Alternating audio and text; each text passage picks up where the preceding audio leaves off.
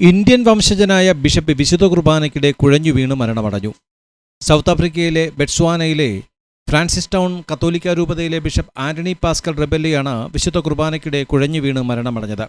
കെനിയയിൽ ജനിച്ച ഇന്ത്യൻ വംശജനായ Society of the Divine Word സഭാംഗമായ ബിഷപ്പ് ജപമാല പ്രദക്ഷിണത്തിന് ശേഷം വിശുദ്ധ കുർബാന അർപ്പിക്കുമ്പോഴാണ് മരണം സംഭവിക്കുന്നത്.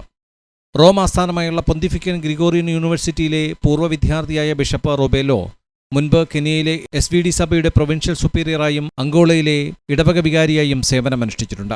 ബിഷപ്പായി നിയമിക്കുന്നതിന് മുമ്പ് ബട്സ്വാനയിലെ ഗബോറയിലെ കത്തോലിക്ക രൂപതയുടെ ഹോളി ക്രോസ് മെഗാഡിഷാനെ ഇടവകയിൽ അദ്ദേഹം വൈദികനായി സേവനമനുഷ്ഠിച്ചു. ബിഷപ്പ് ആന്റണി റെബെല്ലിയുടെ അപ്രതീക്ഷിത വിയോഗത്തിൽ SSB പ്രസിഡന്റ് ബിഷപ്പ് സിംതേബലെ ഞെട്ടലും സങ്കടവും രേഖപ്പെടുത്തി.